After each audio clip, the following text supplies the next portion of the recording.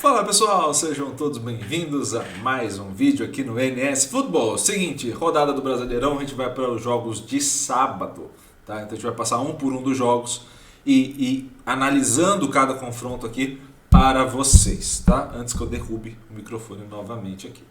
Primeiro vamos analisar os jogos, né? Vamos entender quais jogos temos aí à disposição nesse final de semana. Então vamos aos seguintes jogos. Temos Fortaleza e Bahia jogando às 4 horas da tarde em Fortaleza. Temos às 6h30 mais 3 confrontos, Atlético Paranaense e Botafogo, líder jogando lá na Arena da Baixada. Temos também o clássico em Minas, Cruzeiro e Atlético Mineiro, também às 6h30. E para fechar ali os jogos das 6h30, América e Corinthians. Tá?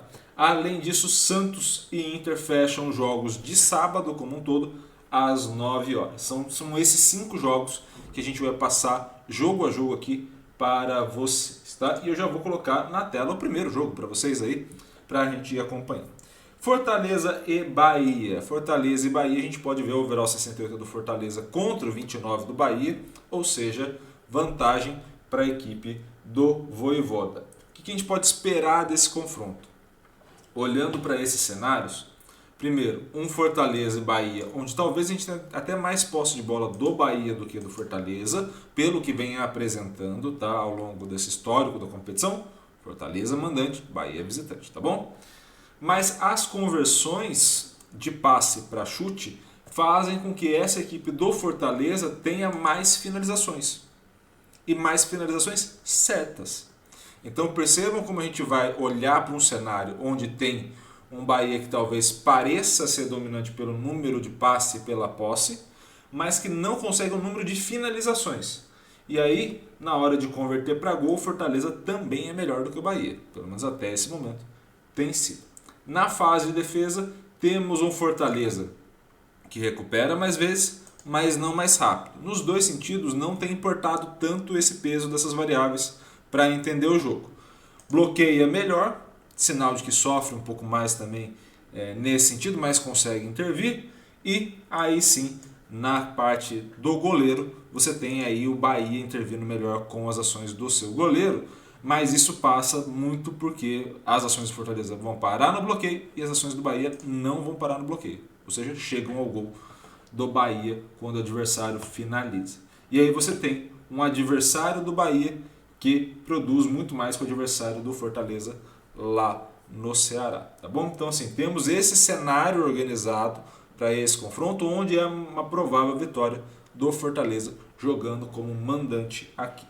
Vamos ao segundo jogo, né? Vamos aos jogos das 6h30, e aqui nos jogos das 6h30 vamos começar por América e Corinthians, um jogo interessante para a gente fazer a análise aqui para vocês. Temos em América e Corinthians o seguinte cenário: América e Corinthians não vão bem na competição, América jogando em casa não vai bem, mas o Corinthians jogando fora de casa vai pior do que o América. Então, um cenário onde você tem um equilíbrio na posse de bola pendendo um pouco mais para o Corinthians, mas que nas conversões é um jogo que talvez não tenha muitos gols. Assim, você não vê muitos cenários de conversão para gol, né, pendendo um pouquinho de favorável ao América, mas a gente não vê grandes conversões. E também nas finalizações é muito parelho. Então você vai percebendo que o América até consegue converter melhor do que o Corinthians, mas desperdiça os chutes, o Suia chuta para fora, e aí o Corinthians acaba não convertendo para gol, mas o América converte um pouquinho melhor quando atinge a meta. Na fase de defesa, tudo mais ou menos equilibrado ali. Então você tem uma vantagem do América relativamente pequena, né? A gente pode colocar uma vantagem de um gol de diferença, mas nesse cenário é um jogo muito equilibrado entre as duas equipes e um jogo que tende a ser um jogo muito pegado, muito menos bem jogado, ou pelo menos esteticamente bem jogado, como a gente vai ver em outros jogos. Tá? Então é um jogo para a gente analisar, para quem estiver aí nas torcidas para América ou para Corinthians, cada um faça a sua torcida, mas entender que esse jogo talvez seja um jogo muito difícil para as duas equipes, um jogo muito equilibrado e muito truncado, tá bom? Vamos a Atlético Paranaense, já na tela aqui para vocês, e Botafogo. Então, vou colocar o líder da competição na tela. Temos aí outro jogo muito parelho, mas de um nível mais alto. Então, se a gente olhou para América e Corinthians como um nível um pouco mais baixo de futebol nesse momento, de produção nesse momento, a gente olha para um CAP e Botafogo com um nível mais alto. Então temos aí um CAP com overall 59 e um Botafogo com overall 50. Vantagem é do Atlético Paranaense. O que a gente vem falando aqui algumas vezes, a gente vai colocar ao final desse vídeo aquele gráfico que vocês tanto gostam, e a gente consegue entender um Atlético Paranaense com mais posse de bola, um Atlético Paranaense com uma taxa de conversão de passe para chute muito parecida, um Atlético Paranaense que finalizaria mais a gol, mas que a taxa de conversão do Botafogo é melhor. Pendendo cada uma, balanceando as coisas, fica para o CAP, tá? Mas é um Botafogo que pode dar trabalho, ou seja, o resultado tende a ser de próximo um gol de diferença para a equipe do CAP, por exemplo. Na fase de defesa, vantagem para a equipe do Atlético Paranaense, menos nas ações do goleiro, que aí o Lucas Perry tem feito uma grande competição, tá?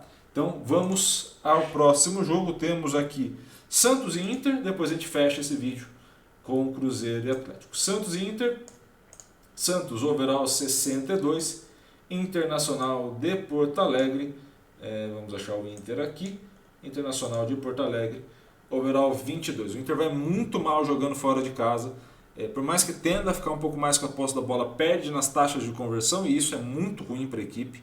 Então assim, gera finalização, mas desperdiça grande parte delas, não consegue converter para gol. Na fase de defesa, por mais que tente recuperar mais rápido, não consegue produzir com essa posse da bola e também sofre bastante na defesa, seja via bloqueio ou na ação do seu goleiro. Então é uma vitória provável do Santos jogando na Vila Belmiro, a não ser que a gente sinta que nesse momento do Inter de reformulação interna haja alguma modificação de comportamento da equipe. Se houver a modificação, obviamente vai influenciar aqui nos números e vai atender a uma melhora do Inter jogando fora de casa. Mas no geral, se for manter o que vem sendo as atuações do Inter, manter o que vem sendo as atuações do Santos, é um Inter com mais posse e um Santos mais preciso. E aí a vantagem de sábado é para a equipe do Santos. Vamos finalizar agora com o Cruzeiro. Já na tela para vocês, overall 55 jogando como mandante, contra o Galo. Já colocar na tela para vocês agora, overall 58, tá? O que a gente pode esperar? Cruzeiro e Galo tendem a ficar com a posse da bola, ou seja, vai ser uma boa disputa de quem vai conseguir sustentar essa posse da bola. O Galo até recupera mais rápido e mais vezes, ou seja, acaba pressionando mais os adversários, mesmo atuando fora de casa. Mas a gente ainda vai ver um Cruzeiro com a melhor taxa de conversão e um melhor número de gols, de chutes a gol, né? Equilibrado nessas duas partes, né? Principalmente nos chutes, mas uma pendência um pouquinho maior para o Cruzeiro. O que pesa para o Galo consegue converter melhor as chances de finalização em gol. O Cruzeiro acerta a meta, mas não converte. O Galo acerta a meta e converte. Então essa vantagem vai um pouco para o Galo. O grande ponto para o Atlético Mineiro é que justamente na defesa, jogando fora de casa, tende a ter dificuldade nessas taxas de conversão de evitar que o adversário converta também. Então, nisso, o Cruzeiro equilibra porque se defende melhor. Tá? Então, esses dois cenários que a gente está vendo é de um profundo equilíbrio. Qual o resultado mais provável no confronto? Empate. Esse seria o resultado mais provável nesses dois cenários. O grande ponto é que justamente por ser clássico e por ser fora do domínio de ambos, vai ser em Uberlândia, se não for a memória, essas questões de mando de campo talvez sejam alteradas. Então pode ser que isso pese favoravelmente a uma equipe ou a outra, mas no geral da competição é isso que a gente está vendo, um provável empate. Tá? E aí, vamos passar aqui, a gente vai passar tanto no vídeo de hoje quanto de amanhã, pela situação da competição de maneira geral. Isso aqui está organizado pelo valor das equipes no Transfermarkt. Você tem um Palmeiras muito equilibrado, ainda muito equilibrado, né, olhando para os ponteiros, né?